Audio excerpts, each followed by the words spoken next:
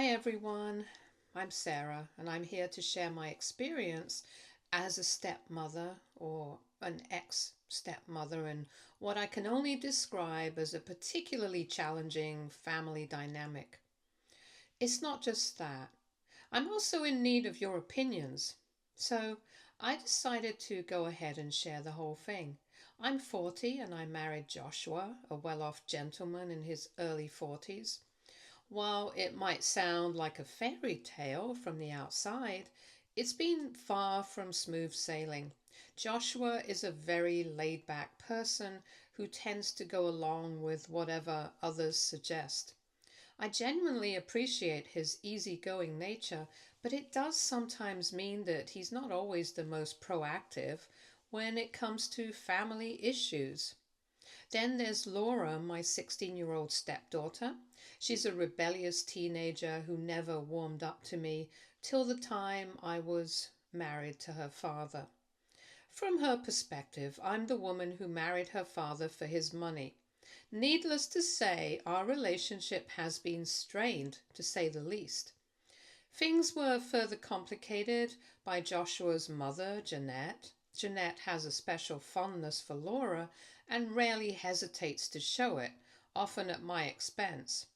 Jeanette was outright rude to me, and it felt like she was always on Laura's side no matter what.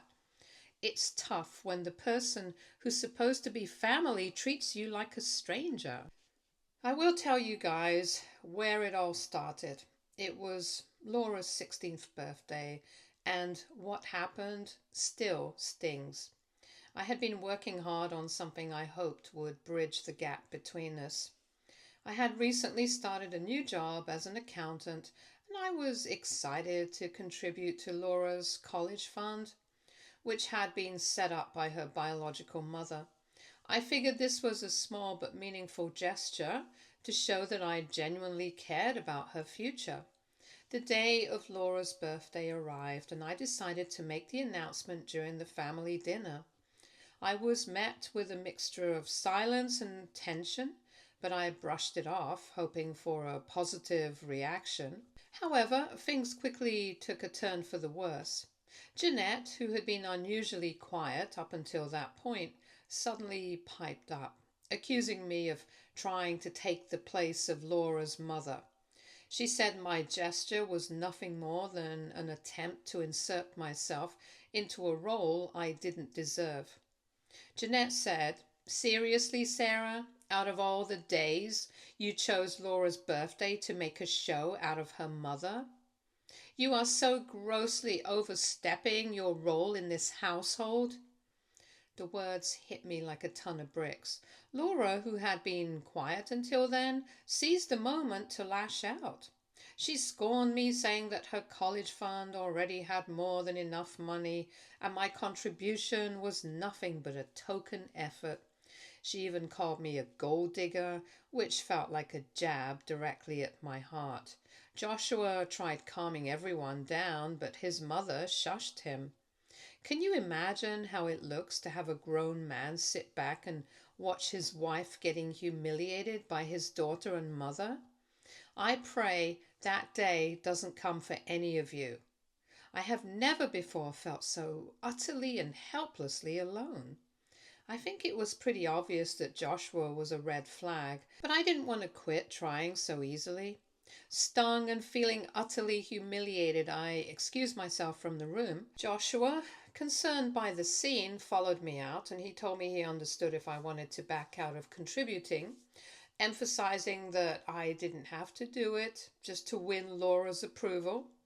His words were meant to be comforting, but they only deepened my sadness. I told Joshua that despite what happened at that dinner table, I still wanted to contribute. I told Joshua that I understood Laura's angst and where she was coming from. She is just a teenager after all, and at that age, had my father brought home another woman, I would probably lash out too. But what I didn't understand was Jeanette's hatred towards me. Although I didn't mention that to Joshua, instead I explained that all I had ever wanted was to be a mother figure to Laura. In this regard, I would like to tell Redditors that I carry around the burden of not being able to have children due to medical issues that led to my previous marriage ending in divorce. I always wanted to have a daughter and had previously tried adopting, but with my previous marriage falling apart and everything, I didn't want to raise a child in a toxic and unstable home. Freshly out of my first marriage, I had met Joshua, who had come to buy flowers for his daughter. We had started talking, and somehow we fell in love and got married.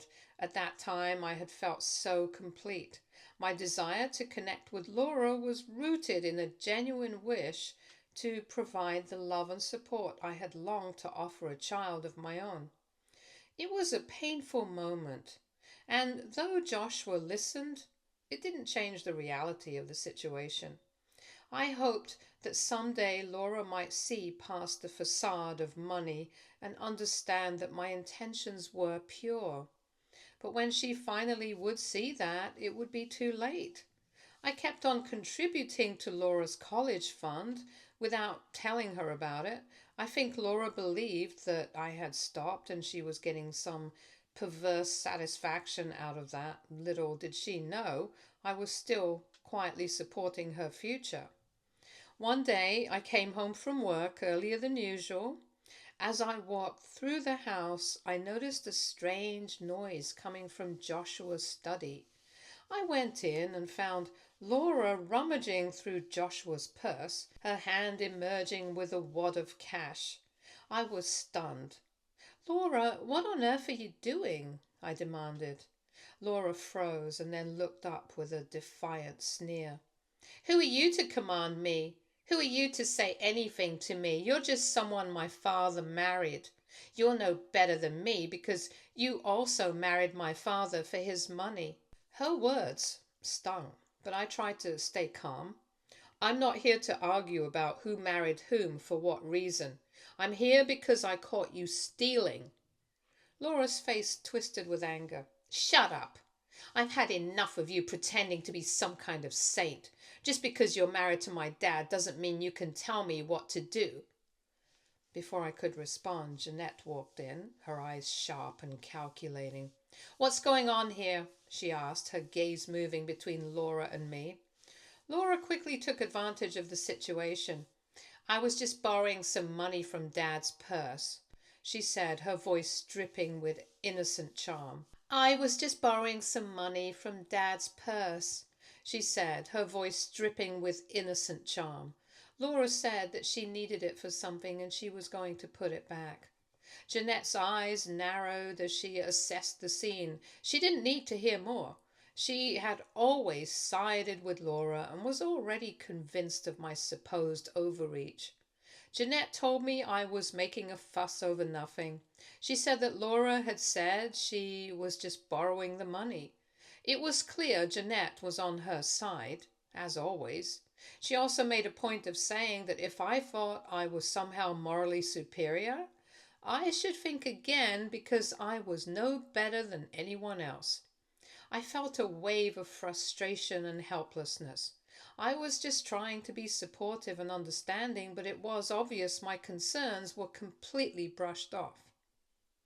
"You're out of line, Sarah. You should accept that you're not as important as you think you are, and if you continue to make problems, there will be consequences." With that, Jeanette and Laura left me standing there feeling more isolated than ever. It was clear that in Jeanette's eyes, Laura could do no wrong and I was the perpetual outsider. I decided to talk to Joshua about the situation because I couldn't think of anything else to do. I confronted him about Laura stealing cash from his purse, hoping to resolve the issue directly. "Joshua, I need to talk to you about Laura," I started, trying to stay calm. "I caught her stealing cash from your wallet. This might become a serious problem." Joshua looked uneasy. He said that he had already talked to Jeanette about this and she told him a different story. She had said that I was stealing the money and Laura had come into the room.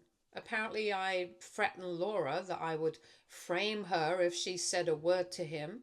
He went on to say that Jeanette had eavesdropped on the conversation and had decided to warn him. I was taken aback. I pointed out to Joshua that I was contributing to Laura's fund, which was very far from stealing from it, and also that I didn't need to steal because I had something called a job. Joshua's expression changed as he processed this. I did realize that, but I don't know, honey. Mom said something about how you just want to sabotage my relationship with my daughter. I know it's stupid. Don't worry. I believe you. I'll talk to Laura about this. But you should try not to take her actions too personally. She's just a teenager. I nodded, feeling a mix of relief and frustration. I told Joshua that I understood that she was a teenager, but it's Jeanette's interference that really concerned me. I told him how it's hard not to feel undermined when the adult in this situation was clearly manipulating things. Joshua sighed. I see your point. I'll address it with Laura and make sure this doesn't continue. Even with Joshua's reassurances, I was left feeling uneasy. While Laura's behavior might be attributed to her age, Jeanette's manipulation was deliberate and deeply frustrating. What came next was not completely unexpected, but it was definitely sudden. One evening, Joshua came home looking furious, and without a word, he began packing my things into a suitcase. Joshua, what's going on? I asked, trying to understand what was happening. How could you do it? He snapped angrily. I don't understand. Do what? I responded, confused. Joshua's frustration was palpable. I thought Laura was lying about the money, but now I believe you've been stealing from Laura's college fund. I've seen bank statements that show money missing from the fund. I was stunned. What? That's impossible. I've been contributing to that fund, not taking from it. Joshua handed me a copy of the bank statement showing a discrepancy in the account balance. According to these statements, there's money missing, and Laura says it's because of you, and I believe her. You are the one who's been dealing with her college funds under the pretext of contributing to it. I guess it was all a show, eh? I glanced at the statement, trying to make sense of it. I had no idea where the missing money had gone and had never seen these documents before. It seemed Laura had manipulated the situation, perhaps by altering or fabricating evidence to make it look like there was a shortfall in the fund and blaming me for it. Joshua continued, I trusted you, Sarah. That's why I'm not pressing charges. But you need to return whatever you've taken. Feeling a mix of shock and resignation, I said, Fine, I'll return whatever money you think I took. The whole conversation that I wrote about is verbatim. I remember each and every word, every tone, every facial gesture. It burned into my memory, and I think it will stay there till the day I die. You have never really known humiliation until someone calls you a liar, when in reality you are the only one telling the truth. As Joshua and Laura went about their business, I was left feeling betrayed and deeply confused. Jeanette came into the room and then said, I told you there'll be consequences. I asked Jeanette if her only aim was to ruin my happiness and marriage, and she just laughed in my face and said, Do you really think so? No, sweetheart. I have bigger plans. I can't let a random woman come and take a chunk of my son's property. I want it to go to the rightful owner. It's all for Juan. I knew Juan. He was the problematic brother of Joshua. He had already been to jail once or twice for minor charges. He was jobless, and Joshua had forbidden him from coming to his house. He had made Laura cut contact with her uncle, and that is why I too had never met Juan, but knew about it from Joshua. So, at this moment, I realized that at least one person was still in touch with Juan. It was Jeanette. Jeanette knew she could manipulate Laura, who was just a teenager, but not me. So she decided to get rid of me. Now, when I knew the truth, I couldn't do anything about it because I was a thief in Joshua's eyes, and whatever I said would sound like an excuse. So, all I could do was leave and be on my way. There was no point shouting somewhere where nobody was willing to listen to you. The fact that Laura and Jeanette had managed to frame me with fabricated evidence left me feeling isolated and hurt. After leaving the house, I immediately emptied my savings account and transferred all the money to Laura's college savings account. I wanted to make it clear that I wasn't a thief and resolved the financial dispute as best I could. I moved in with my mother, who welcomed me and helped me get settled. I continued working at the firm, focusing on my job and trying to rebuild my life. Joshua didn't acknowledge the money I sent. There was no response from him, which only deepened my sense of betrayal. A few weeks later, Joshua served me with divorce papers. Yes, so I got divorced for a second time. What happened next was so unexpected that I didn't know what to do. 6 months went by, and Joshua, Laura, and Jeanette faded slowly into the past. I was getting used to my new routine and focusing on my work at the firm when I received an unexpected call. It was Laura. Her voice sounded frantic and strained. "Sarah, can I come over? I really need to talk to you." I hesitated for a moment, unsure of what was going on. Despite everything that had happened, I knew Laura was still just a child, and the fact that she was reaching out to me suggested something serious. I agreed to let her come over, hoping to understand what was troubling her. When Laura arrived, her face was pale and her eyes red. It was clear she was distressed, and I couldn't help but worry about what would prompt her to seek me out. When Laura arrived, I let her in and offered her some refreshments. She sat down at the kitchen table, visibly shaken and distressed. I could see she was struggling to hold herself together. "Laura, what happened?"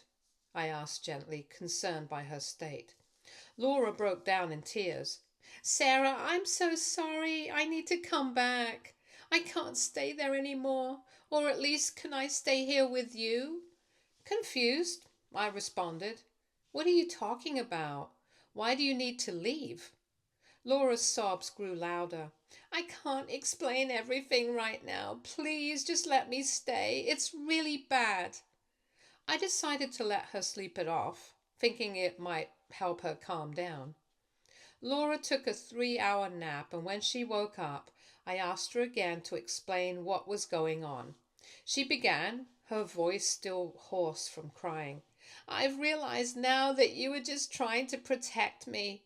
It wasn't you who was in the wrong, it was my grandmother. After you transferred the money into my account, she made me withdraw it, saying it was for an investment in some stocks. She said that she knew someone who could double it in a year's time.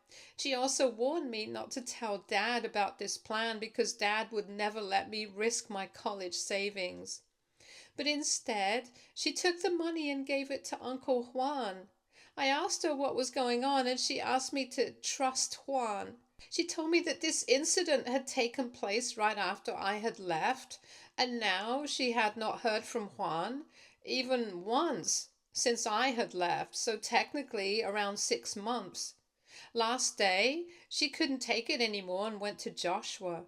Joshua flat out refused to help her. He said that she had not thought of consulting him before giving the money, so now that she had lost the money, he wasn't going to do anything to recover it either.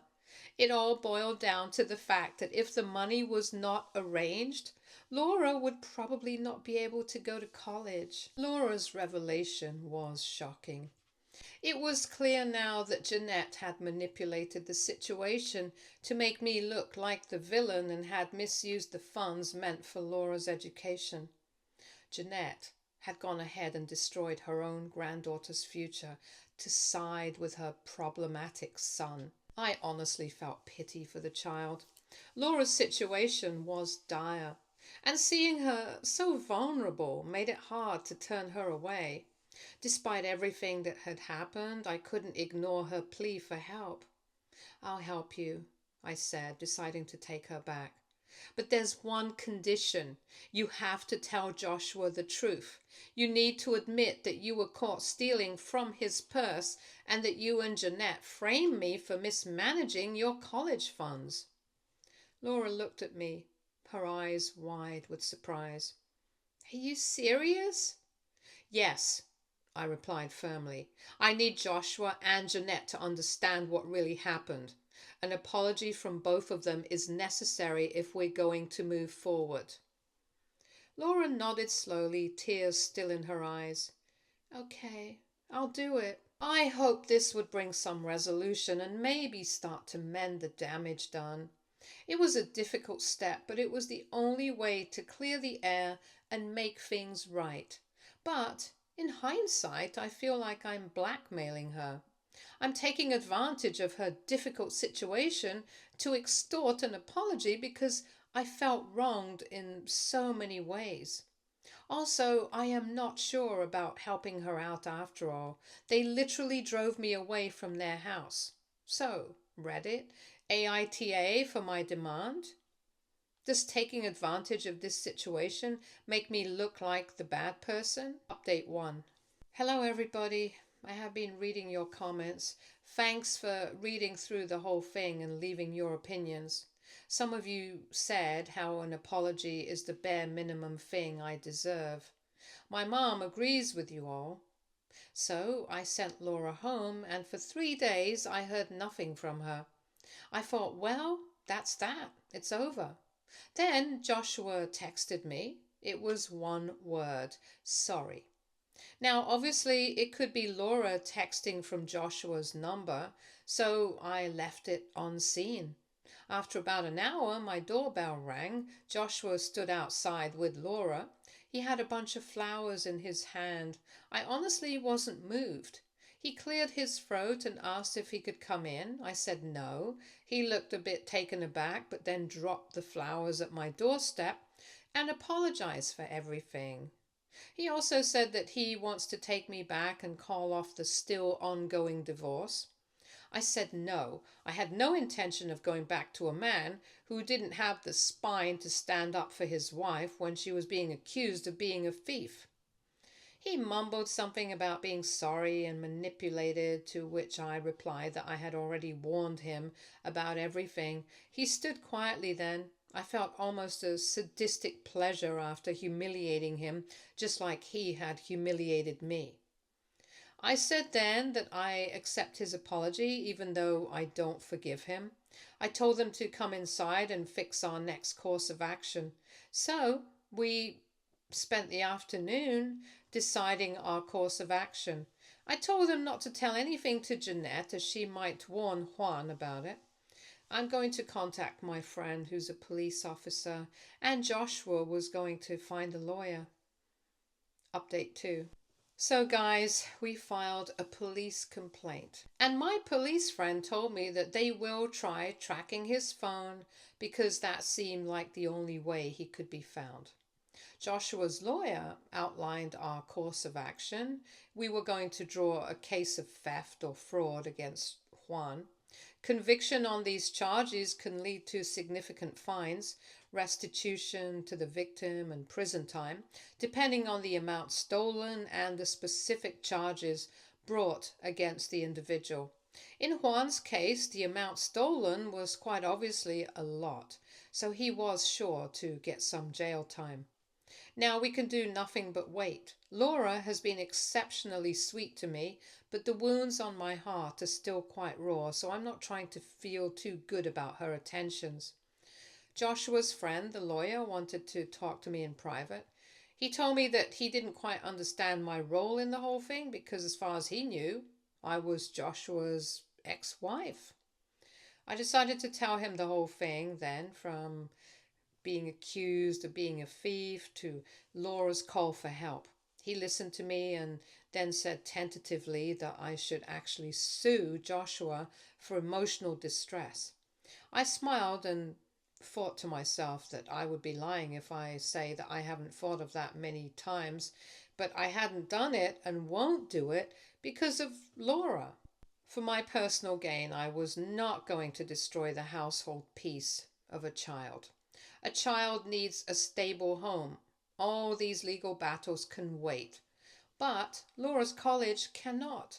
If Joshua has to spend all his money on a lawyer, then how will he help his daughter when she needs it? I know I am her ex-stepmother, but still I'm also a human being, and I cannot be so cruel to a child who didn't know any better. She knows it now and regrets it, and that's all I need. Update 3. The police caught Juan fairly quickly. They tracked his phone and found him holed up in some shady place. When Jeanette found out that Juan had been arrested and was back in jail, she panicked. Given his past criminal activities, the bail set for him was substantial. Jeanette wasted no time in going to Joshua, pleading with him to pay for Juan's bail. But, sticking to what we had agreed upon, Joshua refused. Jeanette didn't give up easily, though. She tried to manipulate Joshua, insisting that as his brother, he shouldn't let someone else dictate what he does with his money. She even broke down, crying that she only wanted to help and that if Joshua hadn't cut ties with Juan, she wouldn't be in this position. She tried to shift the blame onto everyone but herself. But, despite her attempts, Joshua stood firm and refused to pay the bail. So, as of now, Juan is still in jail. Laura told me that Jeanette even approached her and apologized for hiding things from her previously and promised that this won't happen again. She just wanted Laura to tell Joshua to pay the bail money. Laura outright refused, which led to Jeanette losing her temper and slapping her right hand across her face. After this, Jeanette had stormed out and nobody has heard from her since. Update 4. Guys, you won't believe what happened. Jeanette turned up outside my office. She made a scene right outside my damn office. I stepped out to see what was going on, and there she was, right in my face. Before I could even process it, Jeanette lunged at me, grabbing my collar and shaking me violently. She started shouting that I was responsible for their downfall, accusing me of manipulating Joshua and Laura. She ranted that I had destroyed their family, that it was because of me Juan was in jail, and that if it weren't for me, everything would have been fine. She even went on about how it wouldn't have mattered if Laura had joined college 2 years later because, according to her, a college degree doesn't get you anything anyway. She kept on screeching that I should be paying the bail for Juan. I tried freeing myself from her clasp, and I think at some point I told her that she should stop blaming others for her bad parenting. I think that made her absolutely lose her mind, and she started screaming even louder and trying to make me fall on the pavement. It was chaotic, to say the least. The commotion was so bad that the office had to call security, and eventually someone called the cops. In the end, I decided to file a restraining order against Jeanette. Joshua called later to check on how I was doing, and Laura, not sure how crazy her grandmother might get, came over to stay at my place. Laura said that she was scared of her grandmother now and would rather not take any chances. I tried hiding it, but I too was glad of Laura's company for the night. I didn't want to trouble my mother, so I didn't inform her of the assault that had taken place earlier in the day. The next morning we woke up to our house having been egged. I couldn't keep the secret from my mom then and had to tell her the incidents. My mom was so furious that someone tried to harm me that she instantly started checking the cameras in our house. In one footage, it was clear that it was Jeanette who had egged our house. My mom rushed out to report the violation of the restraining order. I'm writing this post as I sit here and wait for my mom to come back. Update 5. Hello Redditors, I know it's been 2 months since my last update, But I've been busy with the divorce getting finalized and the police picking up Jeanette. There was a lot to deal with, so here's what happened. You all know how after the incident outside my office, I went ahead and filed a restraining order against Jeanette. But that wasn't enough to keep her in check because she violated it pretty quickly by egging our house, and obviously my mom was having none of it. The police got involved, or were literally dragged on the scene by my mother. They picked her up and she was hit with a hefty fine for violating the restraining order. It was a mess, honestly. Now, you might be wondering what Joshua did about all this. Well, he did bail her out, but he made it clear this was the last time. He told Jeanette that if she violated the order again, he wouldn't be there to help. It seemed to get through to her, at least for now. Meanwhile, Juan is still in jail, and the court proceedings have started. There have been a few hearings already, and it's pretty obvious that the court is going to rule against him. Jeanette, on the other hand, has thrown herself into working at a daycare of all places. She's trying to raise money for Juan's legal fees. It's ironic, really. She's finally found something to do with her time, but it's all for this hopeless cause. I suppose it's given her a sense of purpose, even if it's just distracting her from the reality of the situation. She has not been in touch with Laura and probably blames her for not willingly sacrificing her education for her uncle. Yes, and most importantly, Laura got into her dream college on a scholarship. She's taking a finance course and she is a promising student. I don't think after she finishes her course anybody will be able to fool Laura about money ever again. As for me, I've been focusing on my mental health. This whole ordeal has been exhausting, but I'm starting to feel like I can finally breathe again. The divorce being finalized was a huge weight off my shoulders. It's been tough, but I know it was the right decision. I've been trying to take things one day at a time, getting back into a routine and doing things that make me happy. Laura sometimes comes over to stay with me on weekends.